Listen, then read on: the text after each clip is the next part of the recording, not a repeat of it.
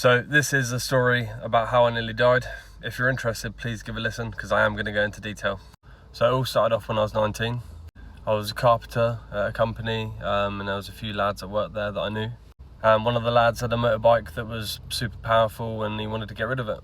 Now I'd always grown up with roadsters or scramblers and stuff like that, like up-road bikes, so I'd never gone on a sports bike before.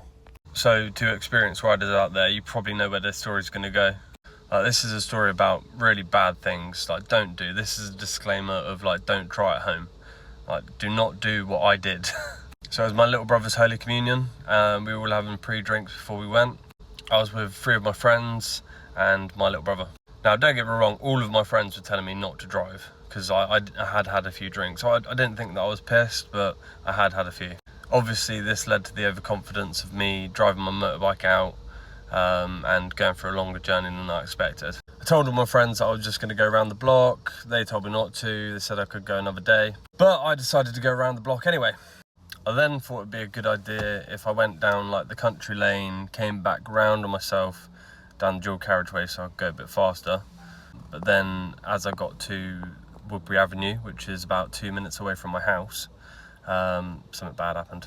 I was going 80 miles an hour in a 30. I know it's fucking stupid, and like I say, none of you should try this, and none of you should do what I did because it was just a stupid, terrible mistake.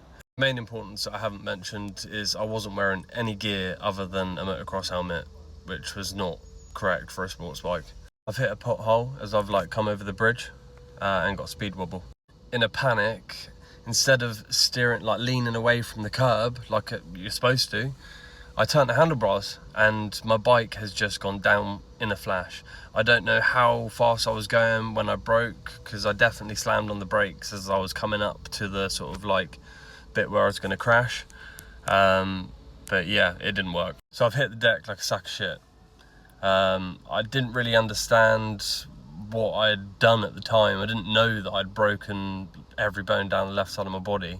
I didn't know that I'd punctured my lung. Didn't know I'd ruptured my spleen, but all I knew is I could not breathe.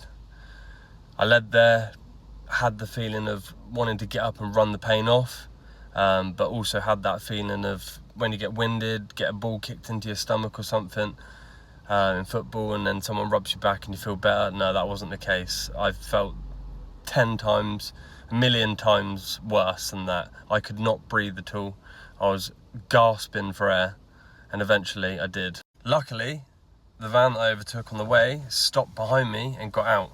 People started to come out from their house, people started to surround me, and I just led back and thought, fuck, I'm gonna die. Genuinely thought I was gonna die. People were asking me my name, asking me what I did for work. Really, they were just trying to keep me conscious and alive. But I'd punctured my lung and couldn't breathe, so I couldn't really say much. Now, don't get me wrong, I'm not a religious man, but I did lay back and think to myself, if this is my time, I just pray that there is something after death.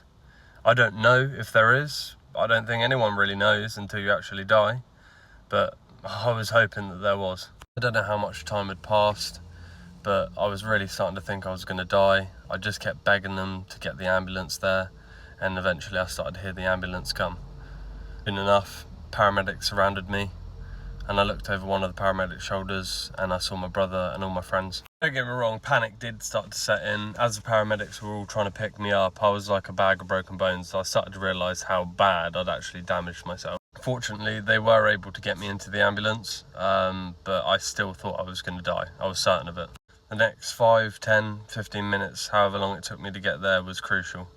And as I arrived, I didn't ever expect that to happen, but I was greeted by, I don't know, 20, 30 different people, surgeons, doctors, nurses, everything you could imagine. And then the next part leads to my story in hospital and what happened. So if you're interested and you want to hear it, watch out for part 2.